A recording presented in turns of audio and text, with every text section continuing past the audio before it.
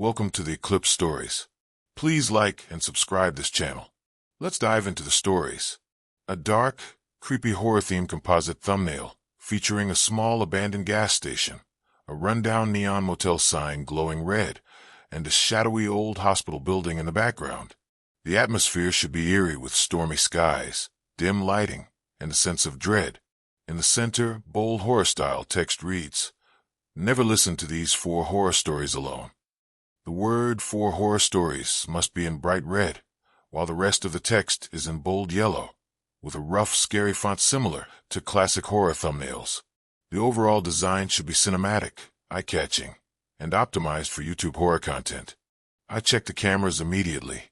3 of the 4 feeds were static. Only one worked, the one pointed at the far end of the lot. And there it was again, that same figure, standing just inside the edge of the light. At first, I thought it was the same man as before, but as I stared, I realized it was closer. Not just in distance, but in appearance. The shape, the shoulders, even the way it tilted its head. It looked like me. No face I could make out, just a silhouette. But its posture was identical to mine, like watching a shadow rehearse being me. The air inside the station suddenly felt too heavy, pressing down on me like humidity before a storm. The hum of the fridges grew louder. The lights overhead buzzed until I thought they'd pop. I backed away from the counter, my skin prickling. And then the intercom crackled. "Pump 3 authorized." The automated voice. Except there was no car outside. No one at the pumps. "Pump 3 authorized." It repeated, louder this time. My chest tightened. My instinct screamed at me to lock up and leave. But I was stuck.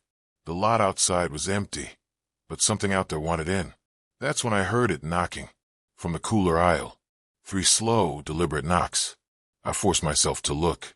The cooler doors were fogged, condensation dripping down. But through the glass, for the briefest second, I thought I saw something. A handprint. A pale palm pressed flat against the inside. Fingers too long, sliding downward. And then it was gone. I wanted to convince myself it was a trick of the light. Maybe my imagination running wild. But when I turned back toward the monitors, my blood went cold. The figure wasn't at the edge of the lot anymore. It was standing directly under the canopy. Closer now. Still motionless. Still facing me. And as I watched, its head tilted slowly, deliberately. The exact same way I tilted mine earlier that night. That was the first time I realized it wasn't just watching me. It was teaching me. By the time the clock above the register hit 3:30 a.m., I'd already made up my mind. If anything else happened, I was calling it in. Manager, cops, I didn't care who. Someone else could deal with it. But then the phone rang. Not the work phone on the counter, but the payphone outside. The one bolted to the wall near the bathrooms that hasn't worked in years. I know it doesn't, because drunks used to slam the receiver around trying to get a dial tone. Corporate never bothered to fix it. Yet clear as day, I heard the faint, metallic ring, ring, ring. My stomach dropped. For a minute, I just stared at the monitor showing the outside feed. The camera was glitching like usual, snowy static cutting across the screen. And in between the static, I swore I could see the payphone receiver swinging. Against every instinct I had, I picked up the work phone and dialed the manager. No bars. Nothing. The screen on the landline just blinked error. Same with my cell. That's when the knocking started. Not on the front door. That would have been too normal. This was on the glass of the cooler aisle. A sharp, steady tap, tap, tap, like a coin being flicked against the glass. I crept over, every hair on my neck standing up. The cooler was fully lit inside, shelves lined with soda bottles and energy drinks. Nothing out of place. Except there was a hand pressed flat against the glass. Pale skin, long fingers, like it had been waiting there the whole time. I stumbled back, knocking over a display of jerky. My first thought was maybe someone had slipped inside earlier and was hiding. But that didn't make sense. The cooler doors are locked from the outside after we stocked them. And then the hand slid upward, dragging fingernails across the glass with a screech that set my teeth on edge. I bolted back to the counter, slamming the emergency button under the register. It's supposed to silently ping the nearest sheriff's office. But the tiny red light that shows it's connected? Dead. No glow. No signal. Then I heard it. My voice. "Hey, buddy." It said, casual as hell, just like I'd spoken to a customer a dozen times before. "Can you help me out here?" The sound was coming from the cooler aisle, from behind that glass. My chest felt like it was caving in. I wanted to run, but run where? Outside into the pitch black? Toward the payphone that shouldn't exist anymore? No way. I gripped the counter, trying to keep my breathing steady.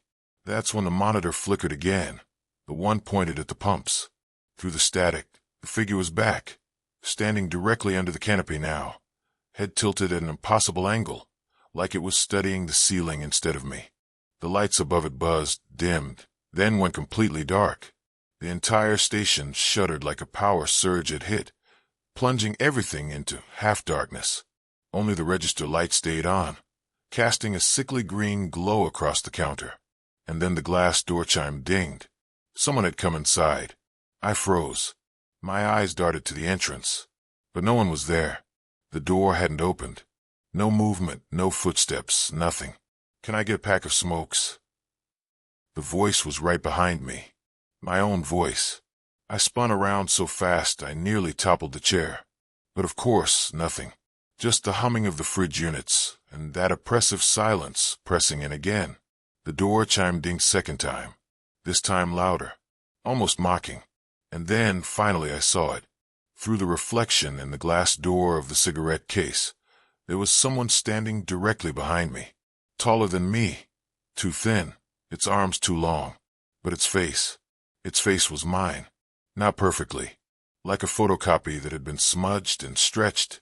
My eyes were too far apart, my mouth too wide, and the thing was smiling, not in a friendly way, but like it had been practicing, waiting for me to notice. I couldn't breathe, couldn't move. My reflection smiled wider, splitting its cheeks until the skin tore.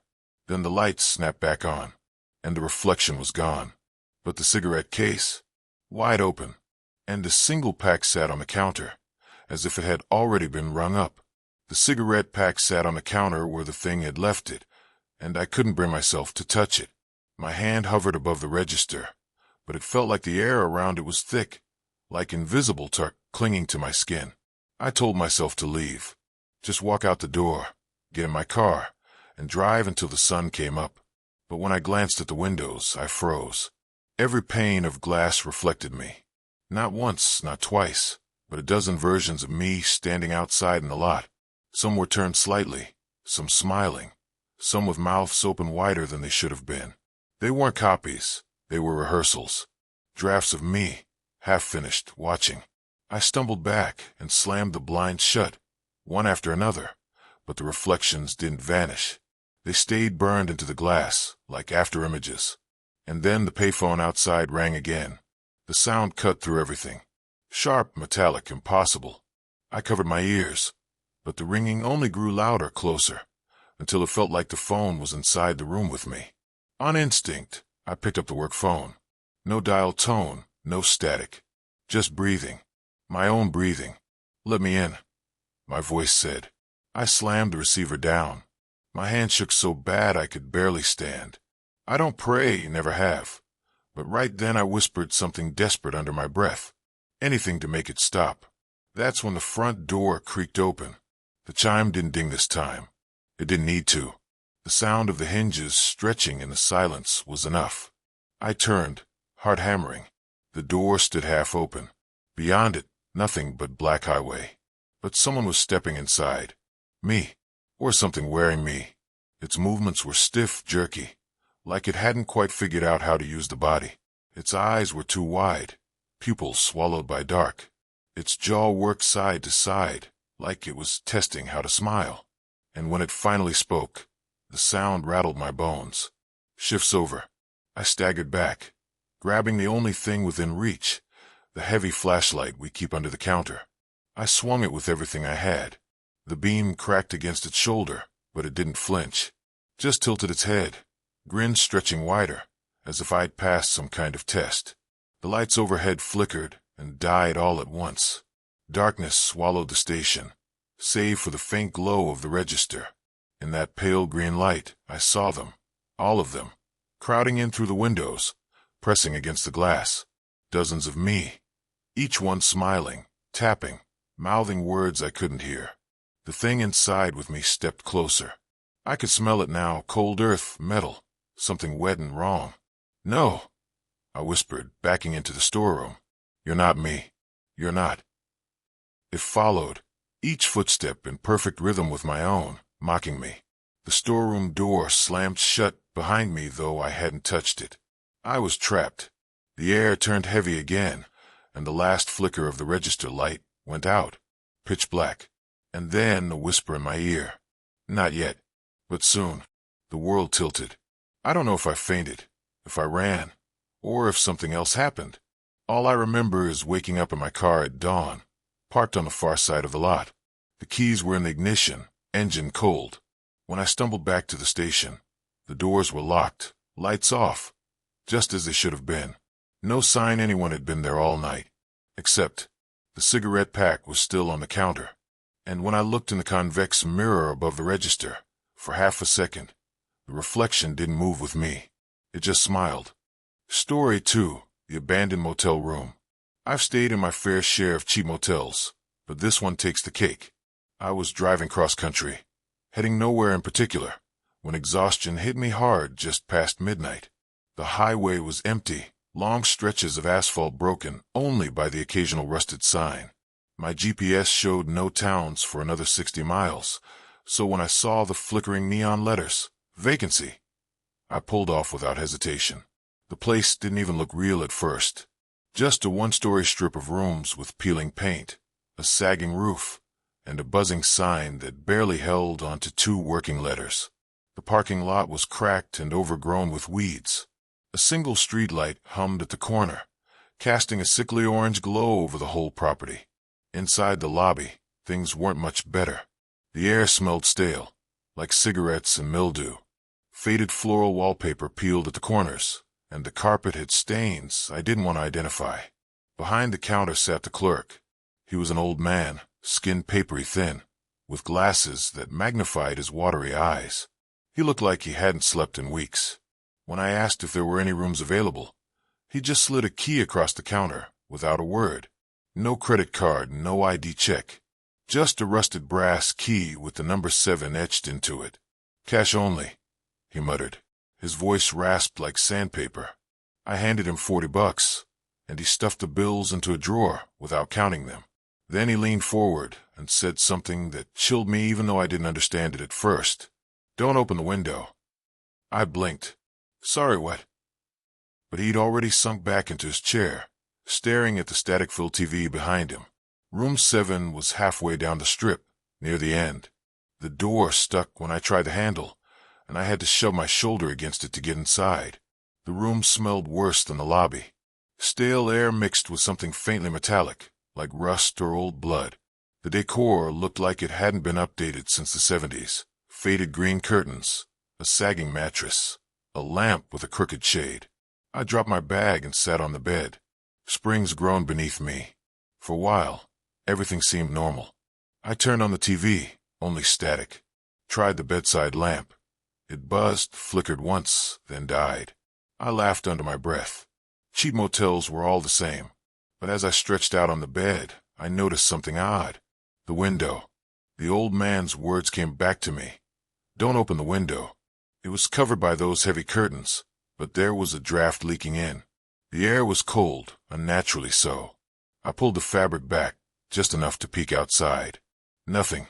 Just the empty parking lot, the dead street light, the buzzing neon sign.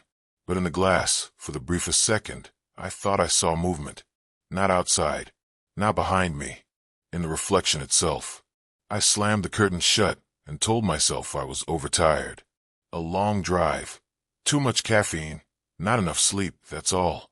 Still, as I lay back down, I couldn't shake the feeling that I wasn't supposed to be in that room. And when the phone on the nightstand rang, shrill and sudden, I nearly jumped out of my skin. There was no reason for it to be working. The cord wasn't even plugged into the wall. I stared at the phone like it might bite me. The old plastic casing was yellowed with age, dust clinging to the receiver, and yet it rang as if it had been installed yesterday. I hesitated, then picked it up. Silence. No dial tone, no voice. Just a faint hiss, like breathing through static. I held my breath, waiting. After a few seconds, something whispered my name. Not loudly, not even clearly, but enough that I froze. I slammed the receiver down. The room seemed heavier after that. The shadows stretched longer in the corners, the buzzing neon outside bleeding through the curtains like an open wound. I told myself to get out, go back to the lobby, demand a refund, and sleep in my car if I had to. But when I grabbed the key and opened the door, the parking lot was gone. I don't mean empty. I mean gone. Where there should have been cracked asphalt and weeds, there was only blackness, like someone had erased the world past the threshold. I couldn't even see the flickering neon sign. Just endless dark. Panicking, I shut the door and stumbled back into the room. My hand shook so badly the key fell to the carpet. That's when I noticed the Bible in the drawer. Every motel has one, right? This one was different. The cover was warped, edges stained with something brown. I opened it, and instead of scripture, page after page had words written in shaky handwriting. Not one passage, but dozens of entries, like a journal. The first line I read made my skin crawl. Don't stay in room 7. Don't look at the window. Don't answer the phone. I flip further in, scanning fragments. Voices keep me awake. They knock, but it's not the door. I saw myself outside. If you leave before sunrise, they follow. The last entry was short, smeared like it had been written in a rush. Don't let them in. I dropped the book and shoved the drawer closed. My throat was dry, and all I wanted was to pack my bag and leave. But I couldn't make myself touch the door again. Not after what I'd seen outside. The air grew colder. I could see my breath fogging in front of me. That's when I heard it, faint at first, then clearer. Knocking. Not on the door. On the window. 3 slow, deliberate taps. I froze. The curtains shifted slightly as if touched by a breeze, but the air inside the room was still. My chest tightened. Then came the voice. Let me in. It wasn't loud. It wasn't even menacing. It was soft, pleading, like a child at the door. Please, just open the window. I backed away until I hit the opposite wall. My heart slammed against my ribs. Whoever, whatever it was, it knew I was there. I shut my eyes, muttering under my breath, telling myself it wasn't real. When I opened them again, the knocking had stopped. The room was silent except for the faint hum of the neon outside. I thought maybe I'd imagined it, until I saw the curtains. A handprint pressed against the fabric from the other side. Too pale, too long-fingered, dragging downward as if tracing my outline through the cloth. I nearly screamed. The phone rang again. This time I didn't answer. It rang once, twice, then fell silent. And in that silence, something whispered, not from the phone, not from outside, but from inside the room, right behind me. The whisper came from right behind me, low, ragged, and impossibly close. I spun around so fast I nearly tripped over the bed. Nothing, just the sagging mattress, the broken lamp, the heavy curtains over the window. My chest heaved, breath clouding the air. But I wasn't alone. The mirror above the dresser told me so. At first glance, it reflected the room as it should have been. But then I saw it, a figure standing in the far corner, right where the shadows pooled deepest. A man tall and thin, his face blurred like a smudged photograph. His arms dangled too low, fingertips brushing the floor. I turned to look directly, nothing. The corner was empty. But when I looked back at the mirror, he was closer. My reflection wasn't even my own anymore. The face staring back at my features, but twisted. The eyes too wide, the smile too sharp, stretching farther than skin should allow. I staggered back until I hit the nightstand. The drawer rattled open, and the Bible, or whatever that thing was, fell to the floor. It landed open on a page I hadn't read before.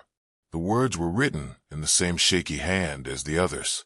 Don't turn around when you hear it. The knocking came again.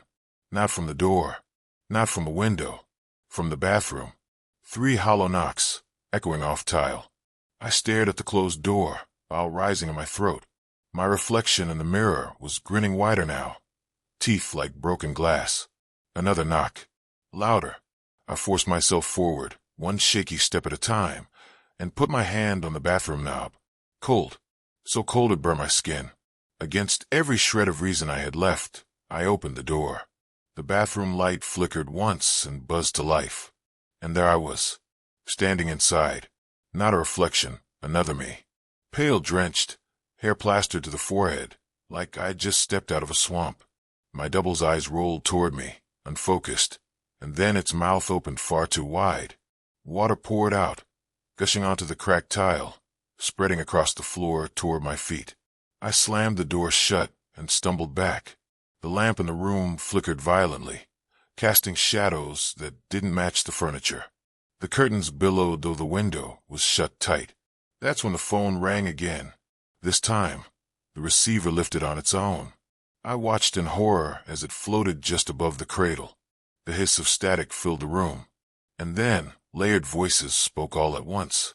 High, low, male, female. But all of them whispered the same thing. Check out. I bolted for the door, fumbling the brass key in the lock. My hands were slick with sweat, slipping off the metal. Finally, the latch clicked, and I yanked the door open. The hallway outside was wrong. Instead of the strip of rooms and the parking lot, I stared into another hallway, endless and dim, motel doors stretching out in both directions. No lobby, no neon sign, just corridor after corridor, as if the motel had swallowed itself and kept going. Every door bore the same number, 7. The air smelled of mildew and something coppery. Faint whispers carried through the hallway, overlapping, growing louder the longer I stood there. I shut the door and pressed my back against it, shaking. My pulse pounded in my ears. The mirror above the dresser rattled, then cracked down the middle. Through the fracture, I saw the shadow man again. He was inside now, standing just behind my reflection, his head bending at an impossible angle as if he were listening for something. And then he spoke, not with his own voice, but with mine. You shouldn't have opened the door. The voice, my voice, hung in the air long after the mirror fell silent. I didn't move. Couldn't. My hands clutched the doorknob, so tightly they hurt, but I couldn't open it again. Not to that hallway of repeating doors. The phone rattled on its cradle. Check out, it hissed. I unplugged it, ripping the cord from the wall, but it didn't matter. The ringing continued, shrill and merciless, echoing through the room. The curtains shifted again, though the window was sealed tight. I swear I could see the outline of a face pressing against the fabric from the other side, features distorted by the cloth, lips moving in silence. Then the Bible on the floor flipped open on its own. Pages turned violently, faster and faster, until it stopped on a single sentence, scrawled across 2 torn sheets in thick, black ink. Room 7 is the last room you'll ever see. The floorboards groaned beneath me.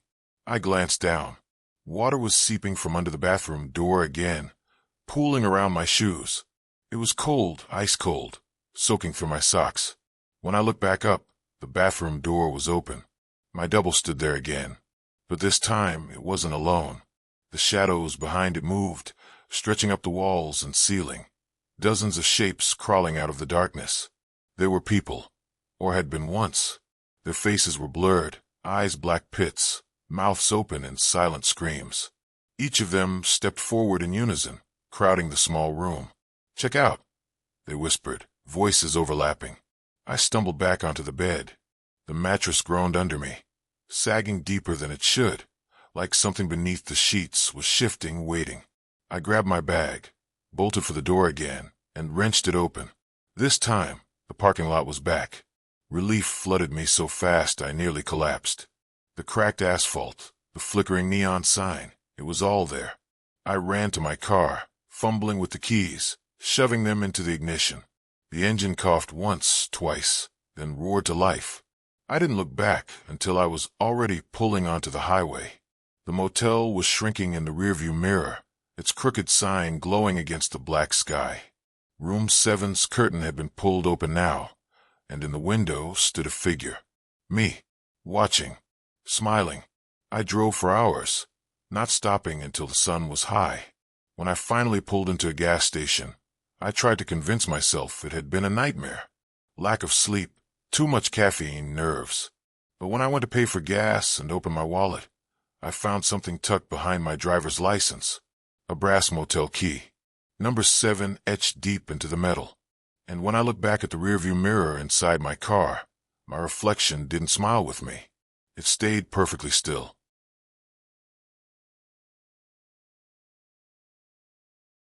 Story 3. Voices in the hospital basement. I used to think hospitals were places of safety. You go there to get patched up, to heal. But after working the night shift as a janitor in St. Augustine General, I don't see them that way anymore. The hospital was old, too old. Built in the 1920s, updated in pieces over the decades, but never fully renovated. Most of the upper floors were bright and modern, but the basement, that was another story. The basement was where the old psychiatric wing used to be. Shut down in the late 70s after some scandal nobody wanted to talk about. They'd gutted most of it, left behind a maze of locked rooms, peeling wallpaper, and medical equipment too outdated to throw away. Guess who had to clean it every night? The place always felt wrong. Not scary in the traditional sense. No dripping blood or rattling chains, just off. The air was colder down there, heavier.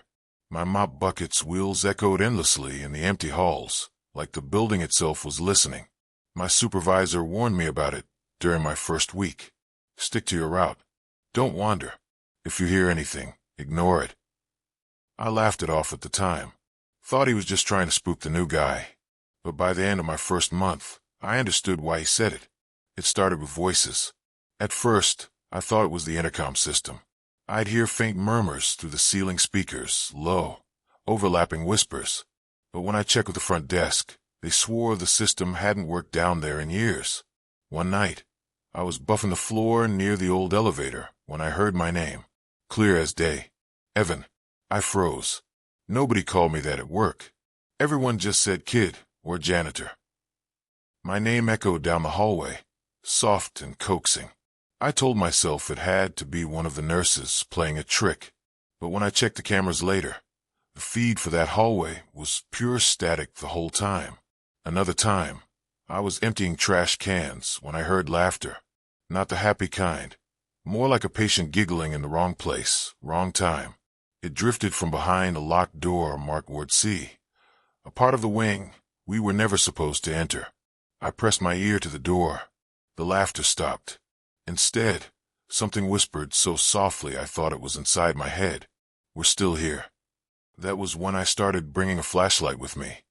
Even though the basement was fully lit, the hospital's fluorescent bulbs buzzed overhead, but I didn't trust them. Too many times I'd pass under one and it would flicker, plunging the corridor into brief darkness. And in that darkness, I swore I saw shapes, shadows that didn't belong to me. But the worst night, the one that made me realize I wasn't imagining things, came in November. The halls were unusually quiet, even for the basement. No carts rolling above, no nurses' shoes squeaking on tile. Just silence. I was cleaning near the old psychiatric intake room when the power cut out. Everything. The buzz of the fluorescents, the hum of the vending machines upstairs, even the faint rumble of the boiler gone. I stood in pitch black, gripping my mop like a weapon. My flashlight shook in my hand as I clicked it on. The beam cut through the dark, weak and trembling. That's when I saw the wheelchair. It was sitting in the middle of the hallway, facing me. Old, rusted, leather straps dangling from the arms. I knew for a fact it hadn't been there when I passed that hallway 5 minutes earlier. And as I watched, it rolled forward. Just a foot. Just enough to screech against the tile. Then a voice whispered, louder than before, echoing all around me. You shouldn't be here. I backed away from the wheelchair, flashlight trembling in my grip. My mind scrambled for excuses. Maybe a draft had pushed it. Maybe the floor was uneven. But the air in that basement was still and heavy, the kind that made every breath feel borrowed. I forced myself to keep working. That's what I always did. Finish the shift, punch out, and forget about it until the next night. But that time, I couldn't shake the feeling that someone was pacing me. Every squeak of my mop bucket's wheels seemed echoed by softer, slower footsteps. Always a beat behind. I decided to test it. I stopped suddenly, holding my breath. The echo didn't stop. A faint scuff carried down the hallway, deliberate, like someone had taken one more step after I'd frozen. I spun, shining the flashlight down the corridor. Nothing but peeling paint and rows of doors with their windows long boarded up. But for a split second, I thought I saw a face in one of them, pale, pressed against the glass from the inside, its mouth moving soundlessly. I didn't check again. I just pushed the mop bucket faster, ignoring the sweat trickling down my back. By the time I reached the storage closet, I was shaking. I ducked inside, locked the door, and sat on an overturned bucket to catch my breath. The tiny room smelled like bleach and rust. That's when I noticed the old filing cabinet shoved into the corner. It was dented and rusted, drawers half broken, but curiosity got the better of me. I tugged one open, and to my surprise, a stack of folders slid out, yellowed and brittle with age. Patient records. Most of the pages were barely legible, smeared ink and faded typewriter text, but I could still make out details. Names, admission dates, diagnoses. One file stopped me cold. Patient, unknown male, admitted 1969. Notes, exhibits compulsive speech patterns. Repeats phrases heard by staff hours later in exact voices. Status, escape confinement, presumed deceased. My hands shook as I flipped further through. More patients. Similar notes. Words like unresponsive violent episodes, mimicry, heard voices of staff long after death declared. At the back of one folder was a photo. A black and white snapshot of Ward C's hallway. And there, at the end of the corridor, was a figure. Tall, thin, head tilted too far to the side. I slammed the drawer shut, heart hammering. The whispers started again outside the closet. Dozens of them now, overlapping, bleeding through the walls. Some I didn't recognize, but others were mine. Finish the shift. Punch out. Forget about it. My own voice, looped back at me, whispered from behind the door. The knob rattled once, twice, then went still. I pressed my back against the door, clutching the flashlight like it could save me. The whispers faded after a few minutes, melting back into silence. When I finally unlocked the door and stepped out, the wheelchair was gone. I wanted to go straight upstairs, tell the supervisor I was done, but I knew how that conversation would go. I'd seen the look in his eyes before when I'd mentioned weird noises, the quiet, tired acknowledgement, like he already knew. So instead, I forced myself down one more hallway. Just mop, rinse, repeat. Halfway down, I froze.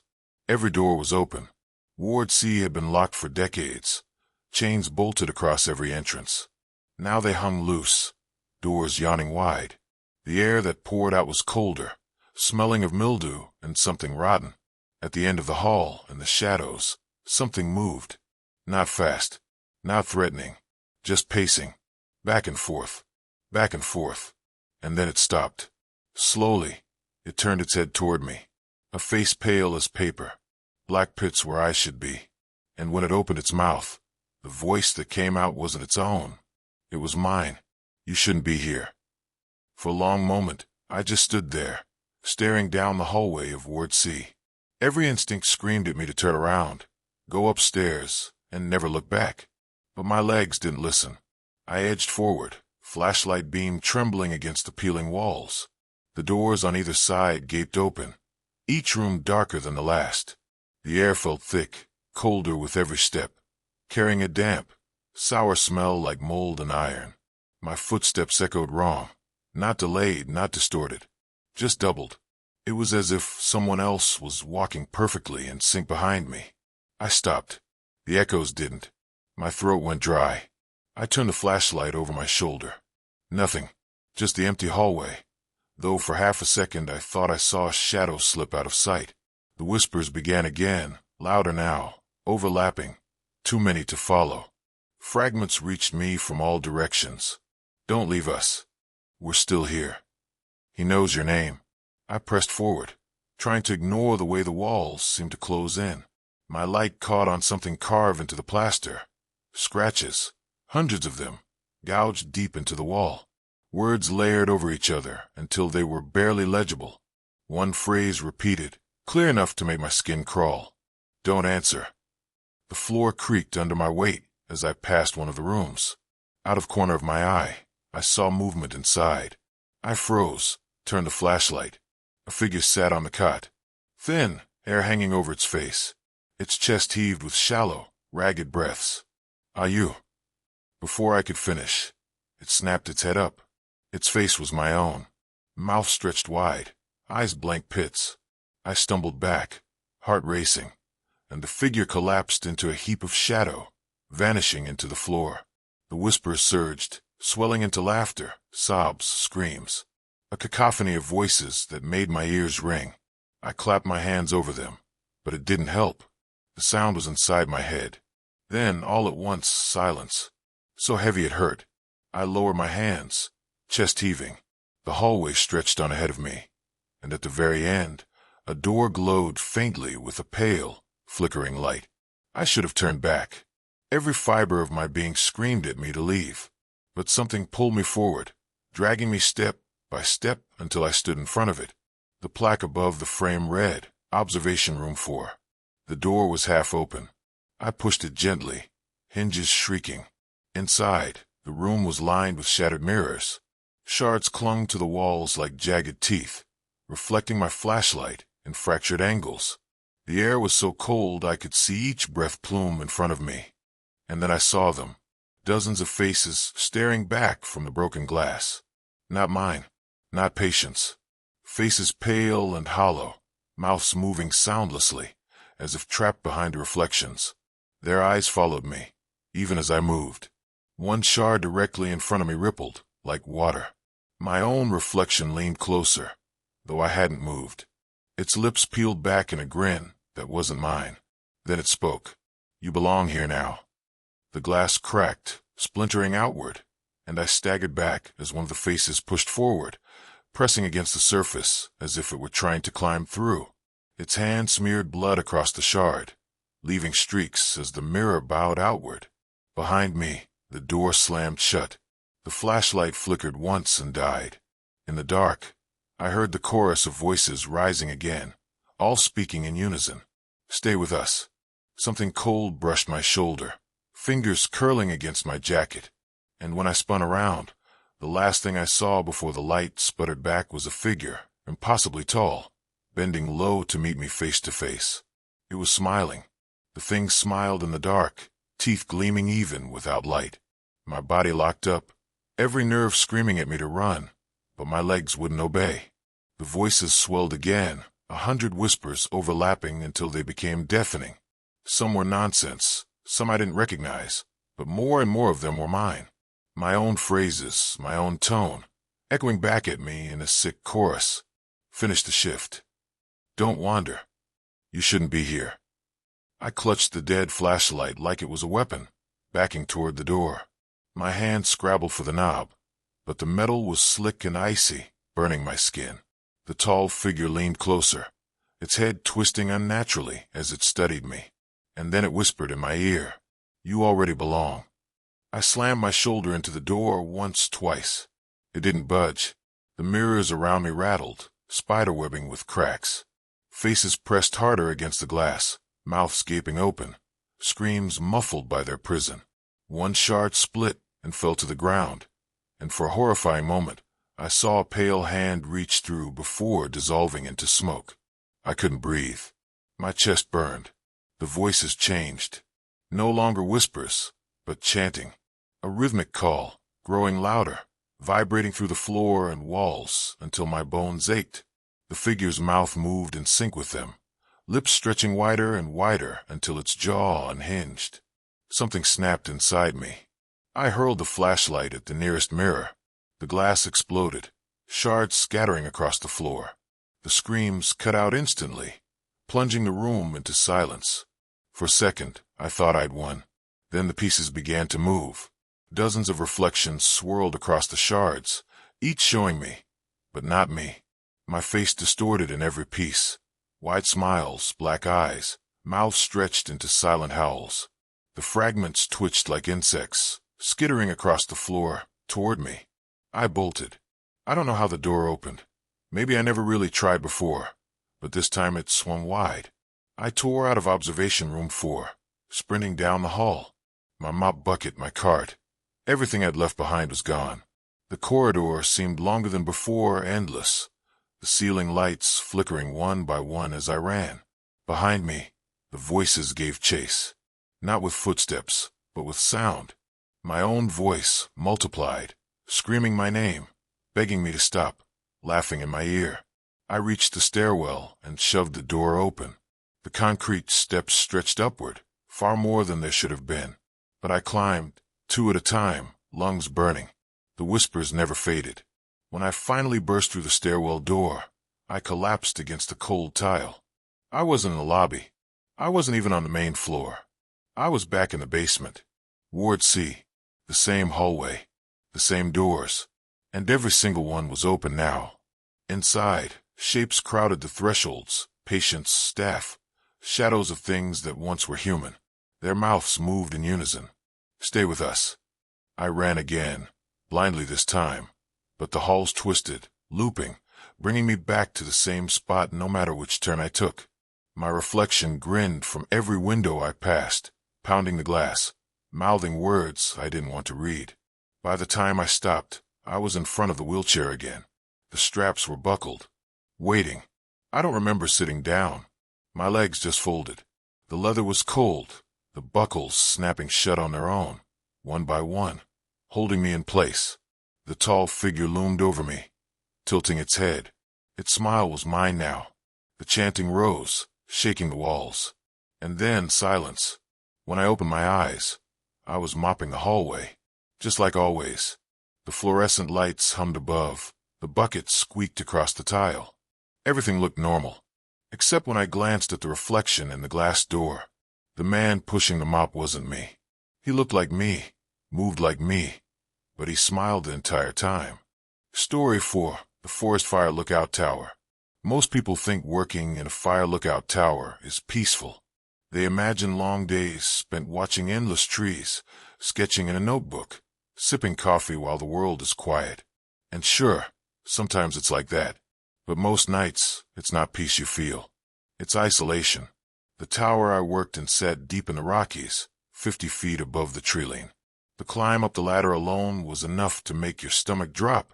Once you were inside, though, the view stretched forever. Mountains, valleys, forests rolling endlessly in every direction. No roads, no lights, no people. Just you, the radio, and the trees. I worked the graveyard shifts, midnight to sunrise. 6 months of solitude in exchange for good pay. At least, that was the deal. The first few weeks were quiet. I logged smoke reports, checked in with base every hour, scanned the horizon with binoculars. Sometimes I'd listen to old tapes on the battered cassette player in the corner. Other times I'd just watch the stars crawl across the sky. But then the radio chatter started. At first, I thought it was interference.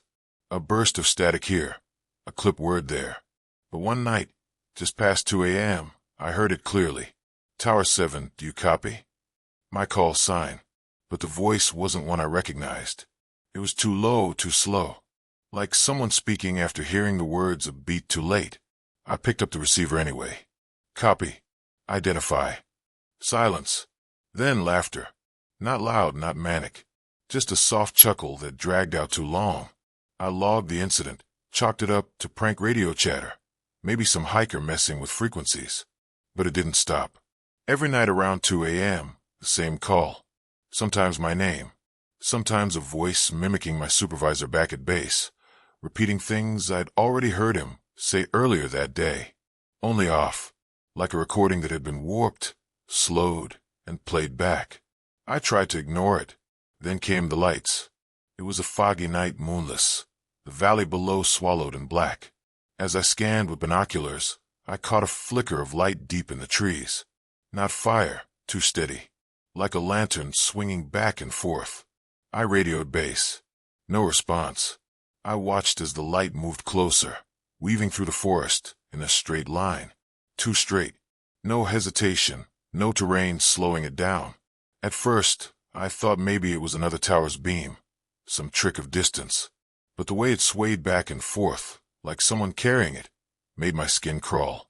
I lowered the binoculars. The light was gone. I scanned again, sweeping across the valley, my heart thudding harder with each pass. Nothing but black. Then I realized something. The light wasn't in the valley anymore. It was at the base of my tower. I froze, staring down through the window slats. Nothing. Just darkness swallowing the ladder. But I swear I saw the faintest glow, pulsing softly, like someone standing just out of sight. The radio hissed. My own voice crackled through the speaker, distorted, as if recorded earlier that night. "Don't come down." The radio went silent after that. No static, no interference, just dead air. I sat frozen at the console, eyes darting between the windows and the dark tree below. I told myself I was overtired. That isolation messes with your head. Maybe I'd imagined the light, imagined the voice. But when I leaned back, the hairs on my arms prickled like I wasn't alone in that room. Around 3 a.m., the tower began to creak. It wasn't unusual for wood to settle, especially with the wind, but this was different. The sound came in a rhythm, long, deliberate groans, like footsteps circling just below the cabin. I killed the lantern, plunging the room into darkness. My breathing sounded too loud, each inhale scraping my throat. That's when I heard it. A whistle, low and steady, rising through the trees like someone walking the path up to the tower, hands in their pockets, casually whistling an old tune. Except there was no path. The only way up was the ladder bolted into the frame. The sound grew louder, circling the tower base. I gripped a flashlight, but didn't dare shine it down, afraid of what I might see. After a while, the whistle stopped. I thought maybe it had gone, until I caught a glimpse of movement outside the window. Something shifted between the trees, tall, pale, moving with impossible smoothness. It stepped into view for only a second, but the sight turned my blood cold. It was a man, or at least, shaped like one, but too thin, limbs too long, head tilted at an unnatural angle, like it was studying me from below. And in its hand, it carried a lantern, the same swaying light I'd seen in the valley. I stumbled back from the window, pulse hammering in my ears. I forced myself to grab the radio, thumb trembling on the transmit button. "Base, this is Tower 7. Possible intruder. Do you copy?" Static. Then my own voice answered. "Copy." I dropped the receiver. The sound echoed through the cabin, my distorted voice still crackling faintly from the speaker. That's when the ladder shook.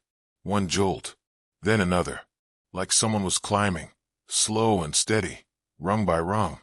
I rushed to the trapdoor on the floor, flashlight in hand, and shone the beam straight down the shaft. Nothing. The ladder stretched into the dark, empty all the way to the ground. No sign of anyone climbing, but the wood still vibrated, rattling under my feet. I slammed the hatch shut and locked it. Then I dragged the desk chair over, wedging it on top.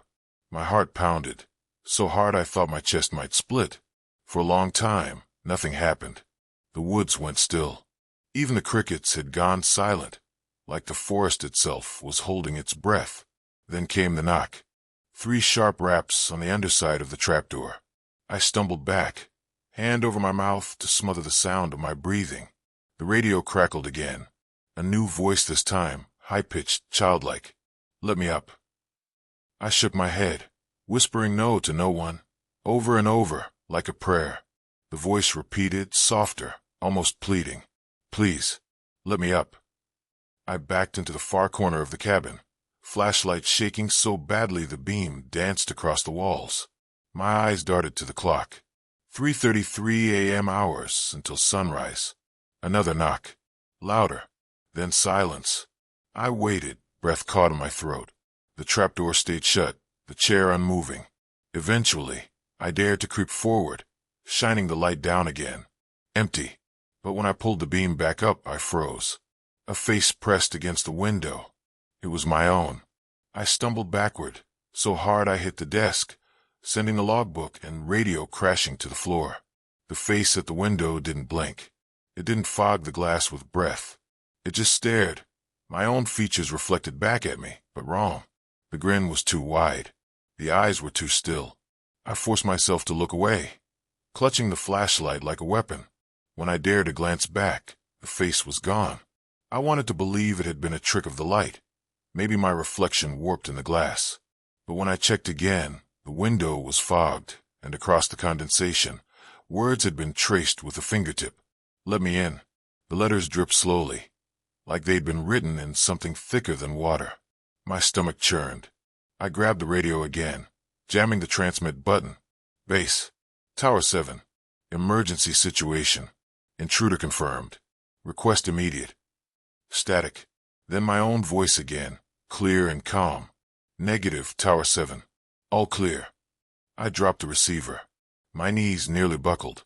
The lantern light returned, swaying outside the tower, circling in the dark.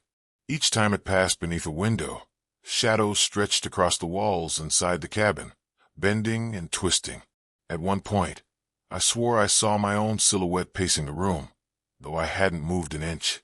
I decided then that I couldn't wait for sunrise. I had to get out. I shoved my gear into my pack, slung it over my shoulder, and crept toward the hatch.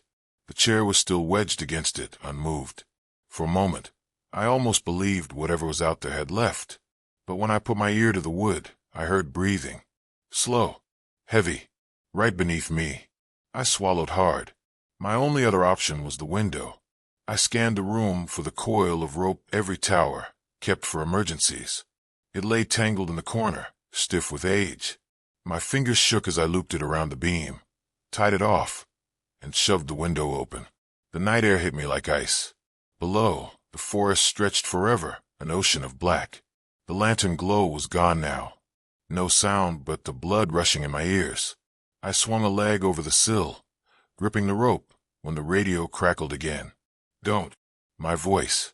I froze. The sound repeated louder. "Don't leave. Don't leave. Don't leave." The words layered, building into a frenzy, until they were all I could hear. The rope shook in my hands, vibrating like something was tugging it from below. And then I saw it. Far beneath the tower, on the forest floor, a figure stood at the end of the rope, holding it taut, looking straight up at me. It was me. The lantern swung in its other hand, casting my face in pale yellow light. Only the grin was still there, wider now, stretching ear to ear. I let go of the rope and stumbled back into the cabin, slamming the window shut. My reflection remained on the glass a heartbeat too long before sliding out of sight. The tower groaned, the whole structure swaying like something massive pressed against it. I gripped the walls, teeth clenched as the boards creaked under strain. The radio hissed again. This time every voice was mine, dozens of me, all speaking in perfect unison. Looked down. Against every shred of reason I had left, I did, and saw hands, pale human hands, dozens of them, gripping the ladder, the frame, the stilts, reaching up from the tree-leaned, clawing higher and higher, pulling themselves toward me. Not strangers, not shadows. All of them were me.